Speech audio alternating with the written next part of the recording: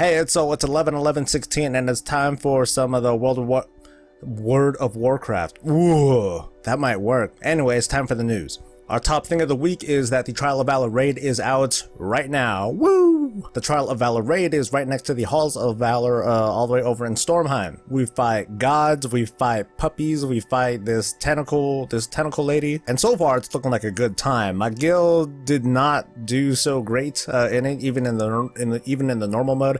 I don't think it's really overtuned or anything like that. I just think that, hey, this is a progression. It's new stuff. We gotta learn. We're gonna suffer. That's just kind of how it goes. And it's kind of funny that we were struggling with that because on Thursday or yesterday we just kind of blew through Heroic Emerald Nightmare, and we were carrying a couple folks. There were some new people.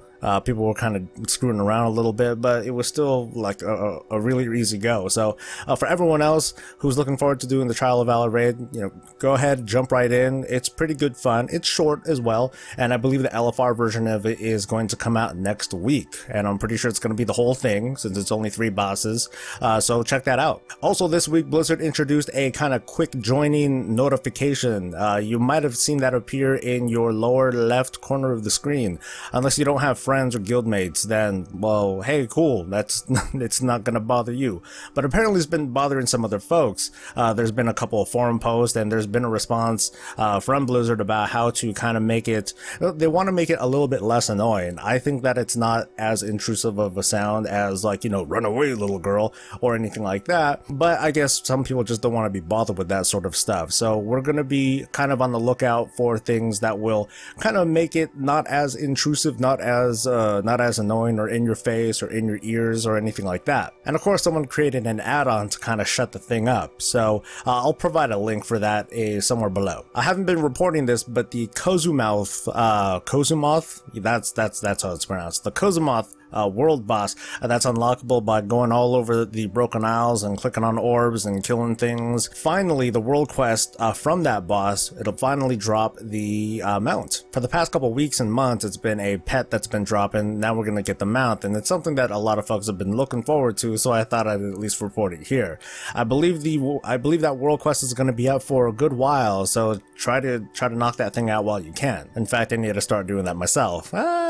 As expected, or I guess highly anticipated, depending on where you're coming from, the legendaries team is going to relaunch their legacy server, private server, hack server, whatever you want to call it. They're going to be launching it, well, sometime. They just said that they're partnering up with another private server team to get something up and running. Supposedly, they're going to get the old server data from the original Sargeras and kind of get that restored, so all these folks can get their character data back. And it's cool for them, along with all the people that miss that sort of feeling and all the old gameplay. But at the same time, I'm questioning the motivations behind them going all the way to Irvine, all the way to Blizzard to talk with Mike Morheim and all the executives and management and developers and who have you about trying to get something up and running if they're not even going to wait for it. Now, I did say in a previous video that there's kind of a process to project management and software development and what have you, and I'm not going to go into the process, I'm not going to go into the argument of why it might take longer for Blizzard to do a legacy server as opposed to the Australia's team, and how long it took them to set up their own emulation. But at the same time, this is the difference between, I'm just going to kind of call them folks in a garage. I know that's kind of derogatory, but it's just like a small group of people that answer to no one versus a corporate entity that has to answer to a lot of people. I don't think anyone should have expected Blizzard to respond so quickly to a whole legacy sort of thing, or even to make any announcement of some sort. I know a lot of folks, they were expecting, well, Blizzard can just like flip a switch and, get everything done. And other folks are a little bit more lenient. They're still like, hey, you know what? Blizzard could just kind of bring down the hammer and say, yes, we're deciding to do this. This is what we're going to do. That kind of reasoning isn't mitigated by the fact that the Blizzard team is focused on current Legion stuff, current content, and trying to get stuff going, because hey, they could at least talk about it, right? At the same time, beyond all the logistics and planning and all that stuff that goes behind, that's going to go behind creating this legacy server on Blizzard's side, there's just a simple question of what kind of server do you make? Is it a classic server? Is it a classic progressive server? Is it a BC server or a Wrath of the Lich King server? Or do you make one of each? Or do you make one of each at a certain patch, or do you make one of each at a certain patch that is progression, or do you roll them back, or do you reset them? There's just a lot of things to talk about, and they want to try to capture, I'm sure they just want to try to capture as big of an audience as possible. They just can't just go, bah, and ta-da, they have something to work with, because that's not going to please a whole lot of people. It's gonna please, you know, of course, a small subset, but it's not gonna cover everybody. And now with the Nestarius team having effectively released their source code to, I forget the name of this team, I probably shouldn't even mention it, but with them releasing this code and effectively making this thing public, now this kind of sets the stage, or it plants the seed of creating all sorts of private servers that do cover everything that I just talked about, you know, the Wrath server, BC, vanilla, and what have you. So this kind of kills the idea of Blizzard doing stuff on their own, because it's like, well, you know, the private server community, they're doing their own thing. What can we do? Because at that point, now Blizzard is competing with, you know, creating a product versus a product, you know, versus kind of the same product that is free. So I'm kind of curious as to your guys' thoughts, even if you're not curious about legacy or classic servers or whatever, because hey, I'm kind of hipster. I played legacy back in 2004, baby. Ooh. Regardless of your interest, just an easy question: what was your favorite expansion and why? Finally, since we're post BlizzCon, there's just been a whole ton of information and news and everything that's been coming out. I made a couple of videos earlier this week that describe some of my reactions and some of the information that's coming out of it. So I invite you guys to take a look, maybe over there. I don't know. I'll try to put something over there. Go ahead and take a look somewhere on this screen or at the links below at some of the information that's been coming out. And of course, check out places like Wowhead and MMO Champion for all of the news and reactions. There's going to be a Q&A when Ian has Custis in, well, really soon. And so I'm going to come right back and I'm going to cover some of those points. So I better get some coffee.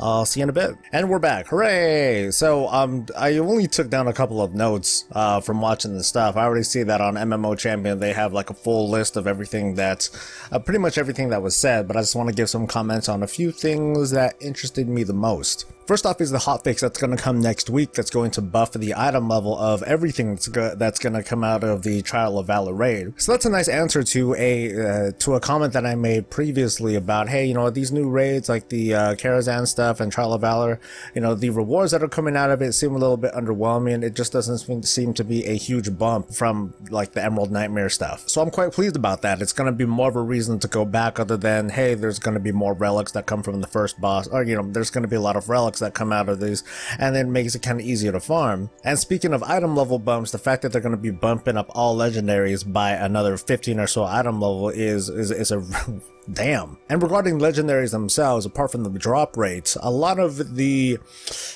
feelings behind them, aside from acquiring them, of course, and I talked about this earlier, but aside from acquiring them, one of the issues with legendaries has been, you know, some are good, some are bad, and a lot of it's based on the problem with secondary stats. So there's a lot of compounding issues that have created. It's exacerbated the problem and the feeling of players whenever they get something, whenever they don't get a legendary, or if they get a legendary and they think that it's bad.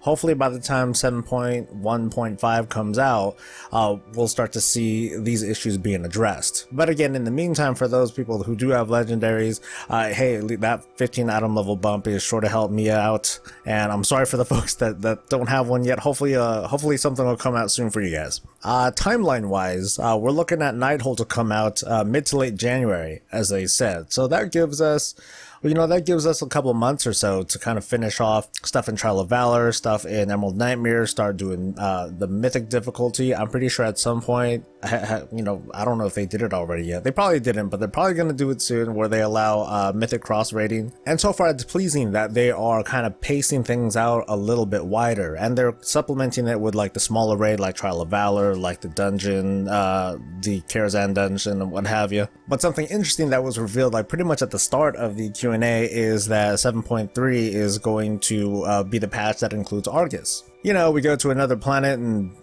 I don't know, blow it up or die. The more curious thing though is that Ian had said that this is the capstone of the Legion story.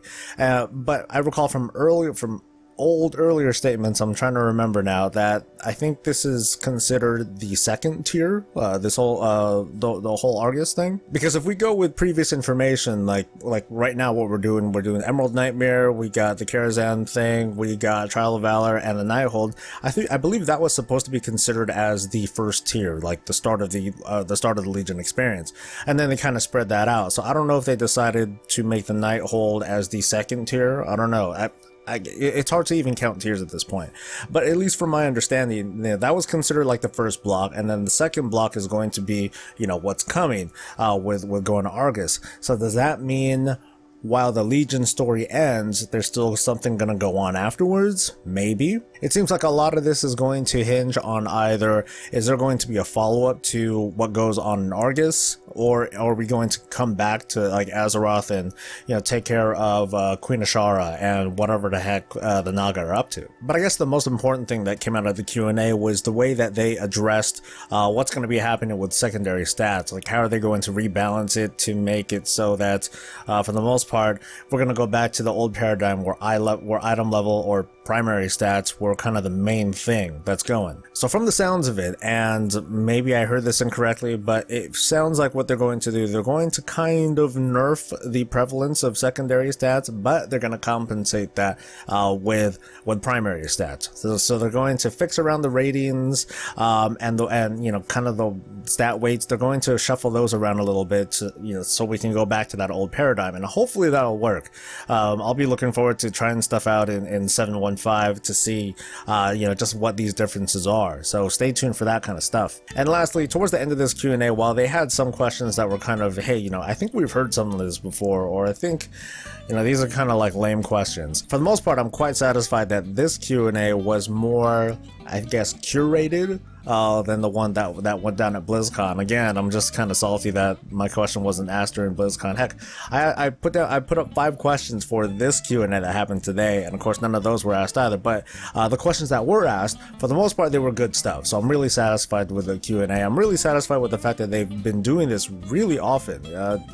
I'm cool that they've been given a lot more transparency as to what they're thinking, the wins, losses, and retrospectives that they've been giving. So props to Ian and Laura for putting these out for us. But there are a lot of fresh conversations that are coming out this week and from today's Q&A, so feel free to share your thoughts about anything that we're talking about in this video, or if you have other topics that you want me to bring up. Sometimes your guys' comments inspire me to make a video, so please keep that stuff coming. Your comments and all your inputs, that keeps me working, that keeps me happy. And that pretty much is the news for the week. So please like and sub if you're enjoying the content. Stay safe, have a good weekend, and stay breezy.